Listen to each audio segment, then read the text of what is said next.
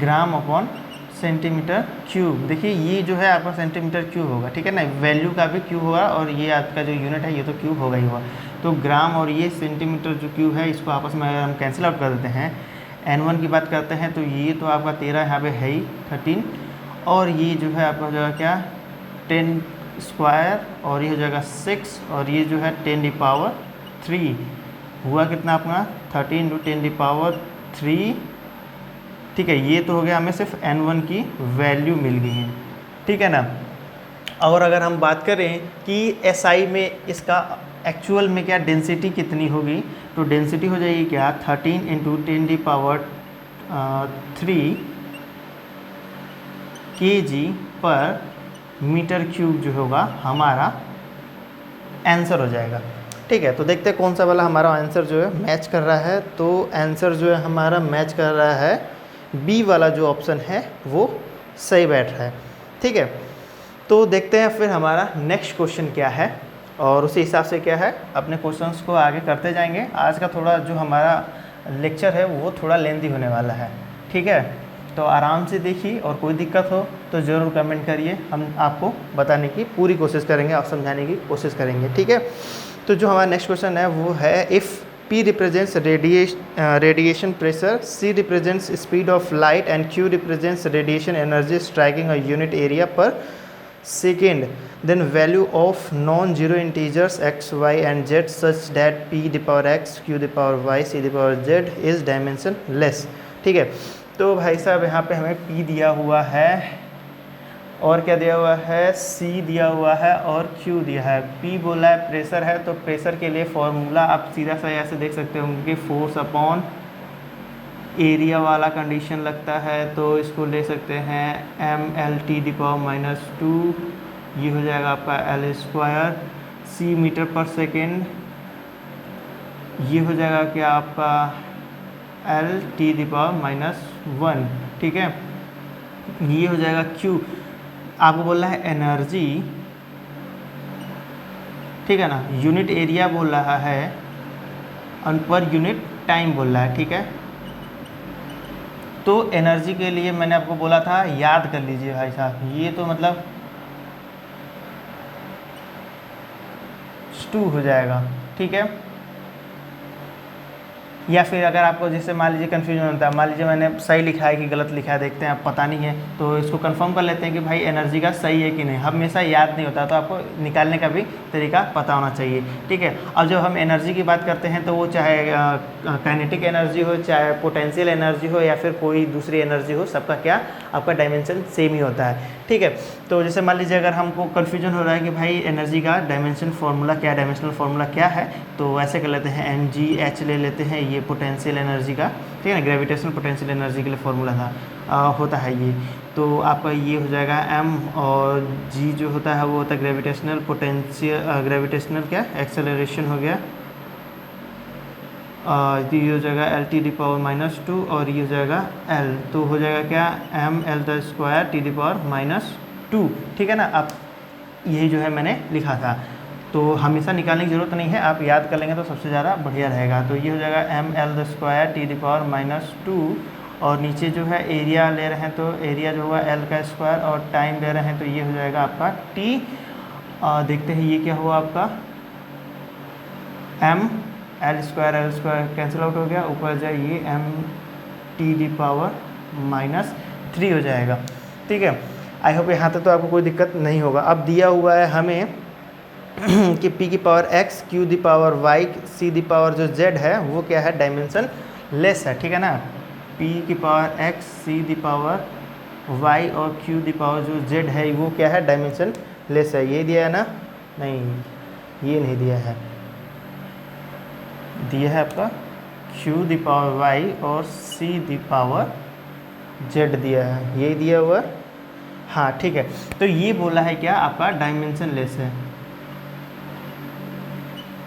ठीक है, dimension less का मतलब होता है कि भाई साहब ये m के पावर 0 पावर पर डिपेंड करेगा, l के पावर 0 पावर, t की पावर 0 पावर पर डिपेंड करेगा। ठीक है, अब क्या है हम इन सब के जो है ये आपका डायमेंशनल फार्मूला यहाँ पे पुट करेंगे और जो है दोनों साइड से क्या है कंपैरिजन करेंगे और x y z की वैल्यू निकालने की कोशिश करेंगे। ठीक है, तो अब देखते हैं क्या है P जो है आपका क्या आया होगा, m l the power -1 t the power -2, ठीक है ना। ये जो है l स्क्वायर ऊपर जाएगा -1 हो जाएगा, तो ये हो जाएगा x q जो है आपका m t the power -3 y, और जो ये c है c तो l t द पावर -1, और ये हो जाएगा आपका z, और ये हो गया आपका m की पावर 0 l की पावर 0 t की पावर 0, ठीक है। अब जो है हम एक साथ जो है m को l को और t को अलग अलग करने की कोशिश करते हैं, ठीक है। तो ये हो गया m की पावर x है, ठीक है, यहाँ पे पावर y है, तो ये हो जाएगा क्या, x प्लस वाई। l के ऊपर क्या है, यहाँ -1 है, तो ये लिया -x, l जो है इसमें भी है, तो ये हो जाएगा आपका क्या, z। और अगर हम बात करें t की, तो t जो है आपका -2 है यहाँ पे, t यहाँ पे -3y है, और यहाँ पे -z है, ठीक है। इसमें कोई दिक्कत, यहाँ तक तो कोई दिक्कत नहीं है, ठीक है। और यहाँ पे जो है आपका m l द पावर, ये 0 है, सबका 0 है, ठीक है। अब देखते हैं हमारा क्या हो रहा है, x प्लस वाई जो है आपका 0 के बराबर है, पहला इक्वेशन। दूसरा इक्वेशन क्या हो रहा है, -x प्लस जेड जो है 0, दूसरा इक्वेशन। और जो तीसरा इक्वेशन है -2x -3y -z का, ये भी क्या है, 0 के बराबर है। तीसरा इक्वेशन जो है हमारा ये बन गया, ठीक है। तो अब जो है हमें ये चीज़ निकालना है कि इनके वैल्यूज़ क्या होगा, ठीक है। तो अब देखो भाई, जो चालू होगा, जो तेज़ होगा दिमाग से, ठीक है, वो तो क्या है, ये जो इक्वेशन दिया हुआ है और इसके जो आंसर्स दिए हुए हैं उनके साथ में क्या है, कंपैरिजन करके आंसर निकाल देगा। और जो भाई गोलू मोलू सा होगा वो तो पूरा पूरा ये 3 इक्वेशन सॉल्व करेगा और x y z की क्या है, वैल्यू को फाइंड आउट करने की कोशिश करेगा, ठीक है। तो हम लोग क्या है, बहुत ज़्यादा दिमाग लगाएंगे, ठीक है।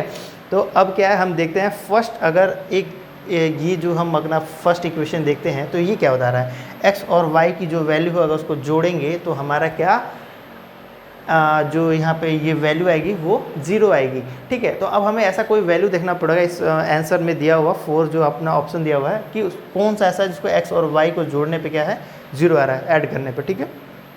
तो अगर हम बात करें तो बी ऑप्शन देखिए, बी ऑप्शन में है x = 1 और y = 1 है, और सी ऑप्शन जो है x = 1 और y = 1 है। इन दोनों कंडीशन को क्या जोड़ने पे जो है हमारा वैल्यू 0 हो जाएगा। और a और d की जो वैल्यू दी हुई है उसमें क्या x y दोनों का वैल्यू जो है 1 1 दिया हुआ था, इन दोनों को जोड़ने पे जो है हमारा आंसर तो नहीं हो सकता। तो a और d जो है हमारा आंसर नहीं हो सकता है। अब b और c में से हमें फाइंड आउट करना है कि कौन सा वाला आंसर हो सकता है। तो इस कंडीशन में क्या, दूसरा देखिए, ये आपको दिया हुआ है इक्वेशन, इसमें दिया हुआ -x प्लस जेड दिया हुआ है। इसका मतलब क्या है, -x ले लें कोई वैल्यू और जो z है, इन दोनों को आपस में जब जोड़ते हैं तो हमारा जो वैल्यू मिलेगा वो 0 के बराबर होगा, ठीक है। तो हमें ये चीज़ तो सबसे पहले ध्यान देना पड़ेगा कि भाई ये अपोजिट साइन का होना चाहिए, ठीक है ना। अपोजिट साइन का नहीं, सेम साइन का होना चाहिए, ठीक है ना। जैसे मान लीजिए x जो है ये भी 1 होना चाहिए और जो z है वो भी 1 होना चाहिए, तो ये वाला -1 हो जाएगा, तो ये आपस में कैंसिल आउट हो जाएगा, या फिर ये 1 होना चाहिए और ये -1 हो सकता है, ठीक है। तो देखते हैं ऐसा ऑप्शन कौन सा मैच कर रहा है। तो हमारा जो ऑप्शन है देखिए, बी वाले ऑप्शन में क्या है, x और z की जो वैल्यू है क्या, सेम है, ठीक है। और सी वाला जो है इसमें x और z की वैल्यू जो है डिफरेंट है। तो मैंने क्या बोला कि x और z दोनों की वैल्यू जहाँ पे इक्वल होगी, ठीक है ना, वही जो है आपस में कैंसिल आउट हो जाएंगे। तो इस तरीके से जो है हमारा बी ऑप्शन जो है वो सही होगा। क्या, बी ऑप्शन जो है हमारा वही सही होगा। तो अब मैं आपसे ये कहना चाहता हूँ कि अगर आपको फिर भी मर्ज़ी करे तो आप जो है क्वेश्चंस को सॉल्व कर सकते हैं, ये जो इक्वेशंस हैं, और फिर क्या x y z की वैल्यू निकाल सकते हैं, ठीक है। आगे करने की कोई ज़रूरत मैं समझता नहीं हूँ, बी ऑप्शन जो है हमारा सही हो रहा है, ठीक है। तो अब हम जो है नेक्स्ट क्वेश्चन जो है उस पर देखते हैं कि हमारा नेक्स्ट क्वेश्चन क्या है।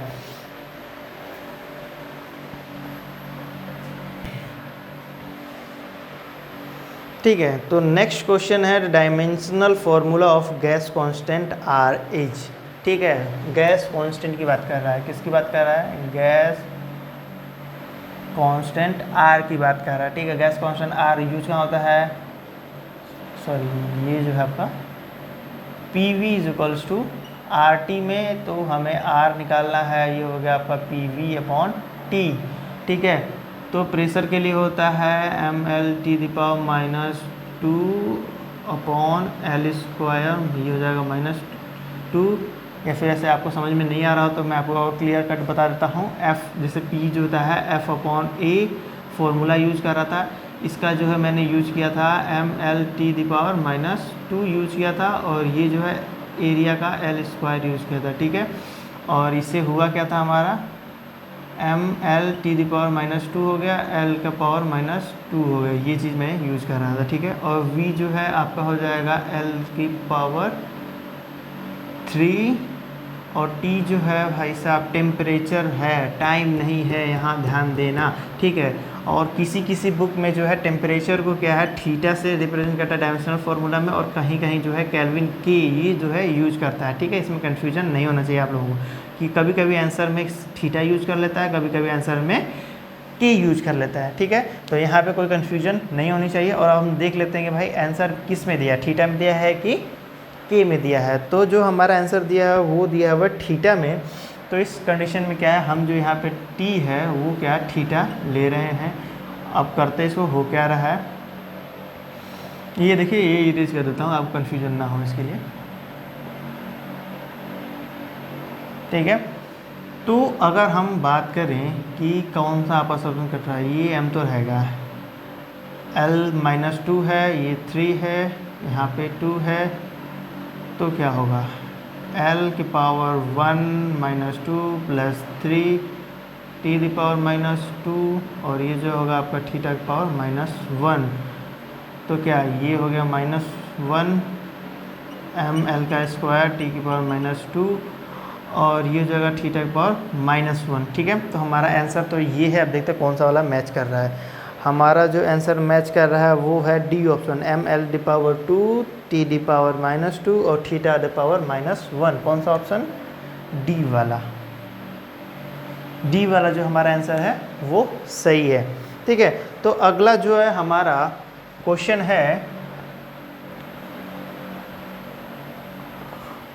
वो है, देख सकते होंगे आप यहाँ पे, whatever the dimensions of heat capacity are. ठीक है ना, हीट कैपेसिटी का क्या डायमेंशन हमें बताना है। ठीक है, डायमेंशनल फार्मूला एक्चुअल में बताना है। तो हीट कैपेसिटी की बात हो रही है, किसकी बात हो रही है, हीट कैपेसिटी, या फिर इसको और भी एक नाम से जानते हैं, वो होता है थर्मल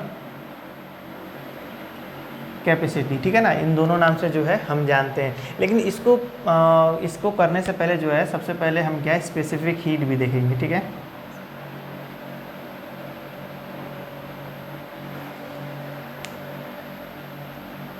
स्पेसिफिक हीट। ठीक है ना, स्पेसिफिक हीट के बारे में समझेंगे। स्पेसिफिक हीट क्या होता है, देखिए स्पेसिफिक हीट वो एनर्जी जो है, या फिर कह सकते हैं हीट एनर्जी के बराबर होती है जब हम किसी यूनिट मास का जो कोई सब्सटेंस लेते हैं, तो उसका क्या 1 डिग्री सेल्सियस इंक्रीज करने में जितना हमें एनर्जी देनी पड़ती है, या फिर कहते हैं जितना हीट हमें देनी पड़ती है, वही क्या उसका स्पेसिफिक हीट होता है। ठीक है ना, तो हम इसके लिए एक डेफिनेशन लिख सकते हैं कि heat required to raise the temperature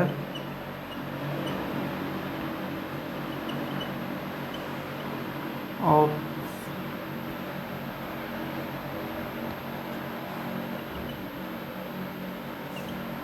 mass of substance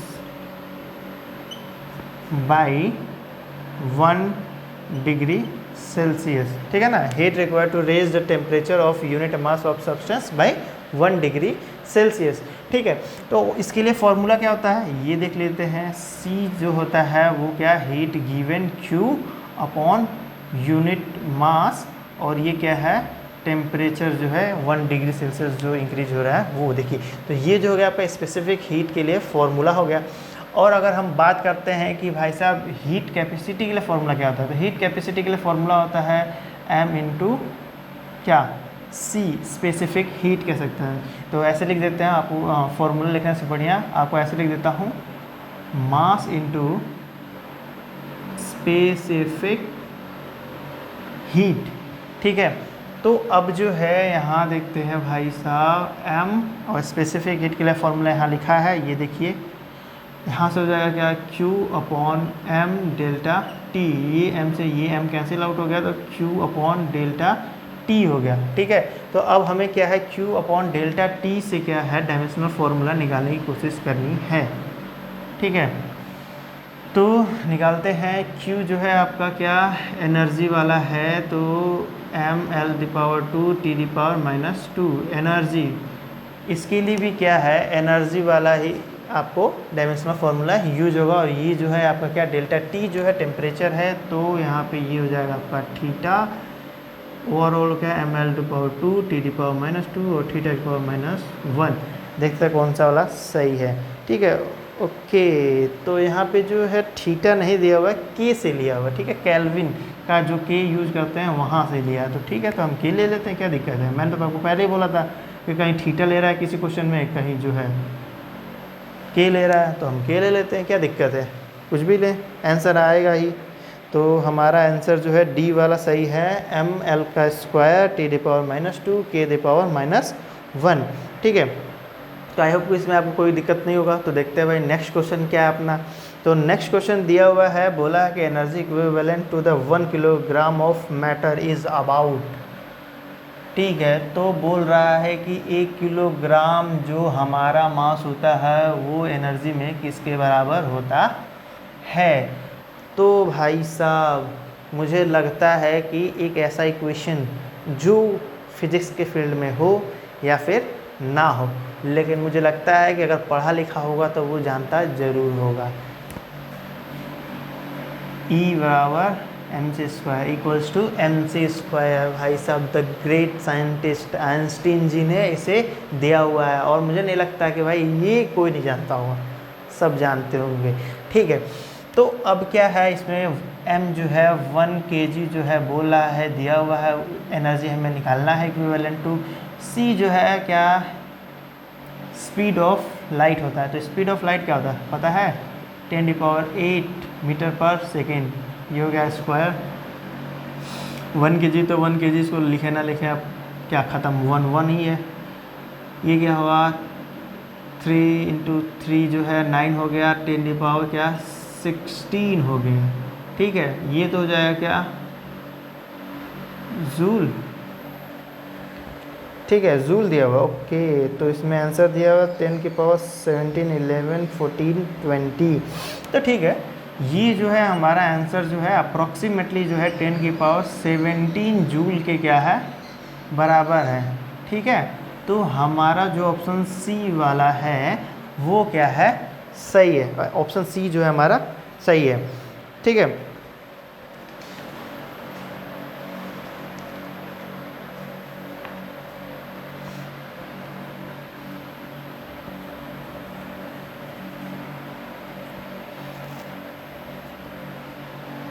तो क्या है हम देखते हैं अब नेक्स्ट क्वेश्चन जो है हमारा वो क्या है। तो नेक्स्ट क्वेश्चन जो है हमारा वो है क्या dimensional formula of impulse.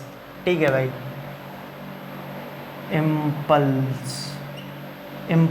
Impulse क्या होता है। देखिए जब क्या होता है कभी भी शॉर्ट ड्यूरेशन के लिए कभी किसी ऑब्जेक्ट पे जब फोर्स अप्लाई होता है, ठीक है, क्या फोर्स अप्लाई होता है शॉर्ट ड्यूरेशन ऑफ टाइम के लिए, तो उसमें क्या चेंज इन मोमेंटम हो जाता है। ठीक है, मोमेंटम जो उसका चेंज हो जाता है, तो इसी को क्या इम्पल्स कहते हैं। ठीक है, अब इसका मतलब क्या हुआ, अगर हम इम्पल्स को आई से रिप्रेजेंट कर रहे हैं तो हम क्या कर रहे थे, कोई फोर्स अप्लाई हो रहा है कितना शॉर्ट टाइम के लिए, ठीक है, शॉर्ट ड्यूरेशन ऑफ टाइम के लिए यूज़ कर रहे हैं। तो इसमें क्या है आप ये भी कह सकते थे, मैंने बोला कि चेंज इन मोमेंटम। ठीक है, तो चेंज इन मोमेंटम में क्या हो रहा है, जो लास्ट में मोमेंटम था और जो पहले मोमेंटम था उन दोनों में कुछ ना कुछ चेंज हुआ। ठीक है, तो ये जो है आपका फॉर्मूला होता है इम्पल्स के लिए। ठीक है। अब चाहे तो इस वाले से भी हम निकाल सकते हैं आपका क्या डायमेंशनल फार्मूला, चाहे तो इससे भी निकाल सकते हैं डायमेंशनल फार्मूला, दोनों से निकाल लेते हैं भाई, क्या दिक्कत है। F के लिए mL⁻²। मैंने बोला है भाई F फोर्स और एनर्जी एकदम याद कर लो, हर जगह यूज हो रहा है। T हो गया आपका क्या टेम्परेचर नहीं है यहाँ पे टाइम है, तो यहाँ पे क्या T यूज होगा। अब ठीक है, इस वाले को भी देख लेते हैं, तो सिर्फ एक ही को लेंगे, डेल्टा P ऐसे कर सकते हैं ना, डेल्टा P इसको ऐसे लिख सकते हैं।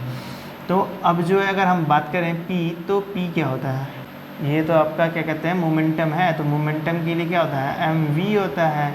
ठीक है, तो mv होता है, तो m क्या मास हो गया, और ये क्या v क्या L⁻⁻1 हो गया।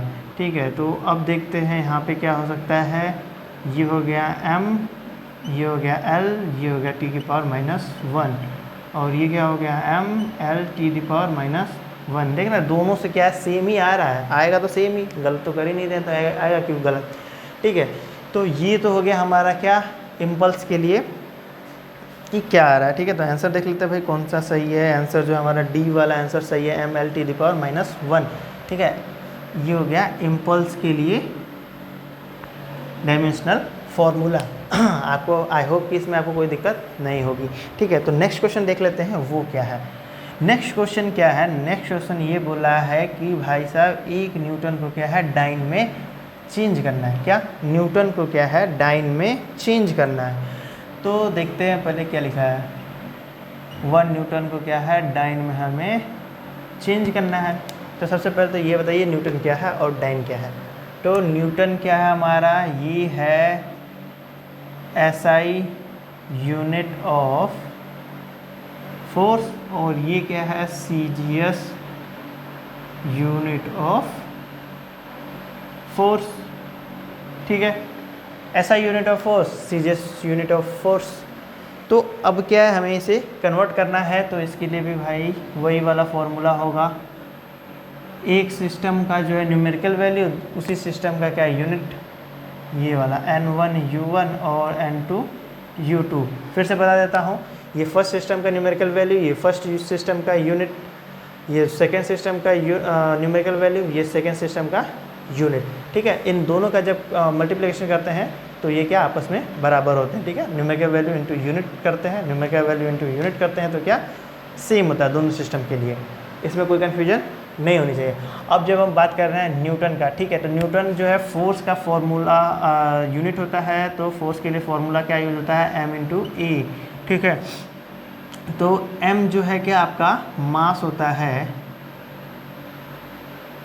ठीक है, मास होता है, तो इसको क्या इससे रिप्रेजेंट करते हैं कैपिटल M से, और L⁻⁻2 जगह मीटर पर सेकेंड स्क्वायर ये यूज करेंगे, mL⁻⁻2, या फिर ऐसे कह सकते हैं ये जो है आपका kg मीटर पर सेकेंड स्क्वायर। ठीक है, ये तो होगा ना, ये दोनों चीज़ें याद रखिए। ठीक है, ये जो है आपका फॉर्मूला हो गया, और ये जो है कि आपका डायमेंशनल फार्मूला होगा। इन दोनों चीज़ों का इसमें क्या यूज कर सकते हैं, या तो इसको लेके इससे कर सकते हैं। तो देखते हैं कौन सा करना आसान रहेगा आपका, इसी को ले लेते हैं, क्या दिक्कत है। ठीक है, तो भाई हमें क्या ये इसको हम बना लेते हैं अपना न्यूटन वाला ले लेते हैं। ठीक है ना, न्यूटन वाला लेते हैं, और इसको क्या डाइन वाला ले लेते हैं, ताकि जो है N1 की हमें वैल्यू निकालनी है तो निकल जाए N1। ठीक है, ये हो जाएगा क्या आपका mL⁻⁻2, या फिर देखिए वही वाला सबसे बेटर पड़ेगा आपको। ठीक है, आपको कन्वर्जन में दिक्कत नहीं होगा। ये जो आपका है kg मीटर पर सेकेंड स्क्वायर जो है ये बेटर पड़ेगा आपको। ठीक है, तो अब जो है इसको ले लेते हैं, आपका क्या डाइन वाला है, तो यहाँ पे क्या जो है kg का क्या ग्राम हो जाएगा, और मीटर का क्या सेंटीमीटर हो जाएगा, और सेकेंड का क्या सेकेंड ही रह जाएगा। ठीक है, न्यूटन में जो है आपका दिया हुआ है, तो N2 जो है 1 दिया हुआ है, kg जो है, ठीक है, kg यहाँ पे लिया, ये लिया मीटर, और ये हो गया क्या आपका सेकेंड स्क्वायर। तो अब देखते हैं कैसे क्या किया जा सकता है। N1 जो है यहाँ पे क्या ग्राम सेंटीमीटर सेकेंड स्क्वायर, 1 दिया हुआ है, kg को क्या है हम कन्वर्ट कर देते हैं 1000, मीटर क्या है सेंटीमीटर में चेंज कर रहे हैं, ठीक है ना। ये चेंज हुआ है क्या आपका ग्राम में चेंज हुआ है, और ये जो चेंज किया है हमने किस में किया सेंटीमीटर में चेंज किया, ठीक है। तो यहाँ पे कोई कन्फ्यूजन नहीं होना चाहिए, या फिर चलिए ठीक है आप लिख देते हैं ऐसा कि आपको कन्फ्यूजन ना हो। और भी ये क्या हो गया आपका ग्राम, ये क्या होगा आपका 100 सेंटीमीटर, ये क्या हो गया आपका सेकेंड स्क्वायर। ये तो ऐसे कि आपस में कैंसिल आउट हो गया, ये ग्राम से ये ग्राम, ये सेंटीमीटर से ये सेंटीमीटर। तो हमारा क्या N1 जो हो गया 10⁻, ये 3 है, और वो क्या 10⁻2 है। तो N1 की वैल्यू क्या हुआ अप्रॉक्सीमेटली 10⁵ जो है हो गई। अब जो है डाइन में कन्वर्ट किया है, तो अब देख लेते हैं भाई यहाँ पे ऑप्शन कौन सा सही हो रहा है। ऑप्शन सी जो है हमारा सही है, ऑप्शन सी जो है हमारा वो सही है। N1 जो है 10⁵ जो है बराबर में होगा, ठीक है। आई होप आपको इसमें कोई दिक्कत नहीं हुई होगी। तो अब देख लेते हैं नेक्स्ट क्वेश्चन जो है हमारा वो क्या है। तो नेक्स्ट क्वेश्चन क्या है, हमें जो ग्रेविटेशनल कांस्टेंट होता है, यूनिवर्सल ग्रेविटेशनल कांस्टेंट, उसका जो है डायमेंशनल फॉर्मूला कह लें या फिर यूनिट निकालना है, वो देखना है, ठीक है। तो हमें निकालना है क्या है एसआई सिस्टम में ग्रेविटेशनल कांस्टेंट का फॉर्मूला निकालना है, ठीक है। तो ग्रेविटेशनल कांस्टेंट, ग्रेविटेशनल फोर्स के लिए फॉर्मूला होता है, सबको पता होगा। ये देखिए ये जो फोर्स होता है वो क्या m1 m2 अपॉन r² के प्रोपोर्शनल होता है। जो दो मासेस के बीच में जो फोर्स अप्लाई हो रहा होता है वो क्या उन दोनों मासेस के प्रोपोर्शनल, और क्या उन दोनों के बीच का जो डिस्टेंस होता है उसके इन्वर्सली स्क्वायर जो उसका डिस्टेंस होता है उसके प्रोपोर्शनल होता है, ठीक है ना। इन्वर्सली प्रोपोर्शनल होता है इस स्क्वायर के। तो अब जो है जब हम ये जो प्रोपोर्शनलिटी कांस्टेंट का ये जो सिंबल है हटाते हैं, तो हम ये लिखते हैं capital G m1 m2 upon r², और इसी का जो है हमें यूनिट जो है बतानी है, ठीक है, वो भी SI सिस्टम में। तो ठीक है G जो है हो जाएगा आपका F r², ये हो जाएगा m1 m2। बात कर रहे हैं किसकी SI में, ठीक है ना, SI में हमें बताना। तो SI में जो F होता है उसका क्या होता है न्यूटन, R जो है R का क्या होता है R जो डिस्टेंस है, डिस्टेंस क्या मीटर में यूज करेंगे, तो लिख देते हैं मीटर स्क्वायर, और ये क्या हो जाएगा kg, तो इसको और लिखेंगे क्या हो जाएगा न्यूटन मीटर स्क्वायर kg की पावर -2, ठीक है ना। ये जो हो गया हमारा SI यूनिट निकल गया किसका ग्रेविटेशनल कांस्टेंट का, ठीक है। तो ऑप्शन क्या है हमारा बी जो ऑप्शन है वो सही है, न्यूटन मीटर की पावर 2 और kg की पावर -2। आई होप जो है आपको इसमें भी कोई दिक्कत नहीं होगा, ठीक है। तो एक और क्वेश्चन हम देखते हैं, इसी में करते हैं, वो क्या है। तो नेक्स्ट जो हमारा क्वेश्चन है लिखा है 1 मीटर इक्वल्स टू, ठीक है, 1 मीटर इक्वल्स टू क्या होता है। तो भाई ये वाला क्वेश्चन तो दिखने में बड़ा इजी है, TGT 2013 का क्वेश्चन है, लेकिन ये भी थोड़ा सा ट्रिकी क्वेश्चन है, ठीक है भाई। है तो इजी ही, लेकिन दिमाग खोल के करना, नहीं तो गलत हो जाएगा। ये क्या बोल रहा है 1 मीटर, ठीक है, मीटर क्या हिंदी में लिखे इंग्लिश में लिख लेते हैं। मीटर जो है कितने एंगस्ट्रॉम के बराबर होता है, ठीक है। तो हमको पता है एक एंगस्ट्रॉम में 10 की पावर -10 मीटर होता है। क्या होता है एक एंगस्ट्रॉम में 10 की पावर -10 मीटर होता है, ठीक है। तो भाई साहब 1 मीटर में 1/10 की पावर -10 एंगस्ट्रॉम होता है। तो 1 मीटर बराबर 10 की पावर 10 जो है एंगस्ट्रॉम हो गया। गलती से भी 10 की पावर -10 जो है एंगस्ट्रॉम मत लगा देना, क्योंकि भाई बहुत दिमाग तो याद रहता है कि 10 की पावर -10 तो होता है, लेकिन कभी कभी दिमाग से उतर जाता है कि वहाँ पे एंगस्ट्रॉम है कि मीटर है, ठीक है। तो आप जो है दिमाग खोल के इस तरह के क्वेश्चंस को करेंगे। ये जो है आपको आप पता ही होगा, इसमें कुछ ज़्यादा बहुत ज़्यादा थ्योरी नहीं है, थोड़ा हाँ एक आध और चीज़ें बता देता हूँ। जैसे मान लीजिए कि अगर माइक्रोन की बात करें, ठीक है ना, तो ये देख लेते हैं ऐसे, अरे यार 1 माइक्रोन जो होता है वो 10⁻⁻⁶ मीटर के बराबर होता है। अगर हम नैनोमीटर की बात करें, 1 नैनोमीटर तो होता है 10⁻⁹ मीटर। 1 फर्मी की बात करें वो होता है 10⁻15 मीटर, ठीक है। इससे पहले एक था ये पिको वाला, पिको ऐसे ना, पिकोमीटर ना, पीएम होता है ऐसे लिखते हैं, पिकोमीटर 10⁻12 मीटर होता है, ठीक है।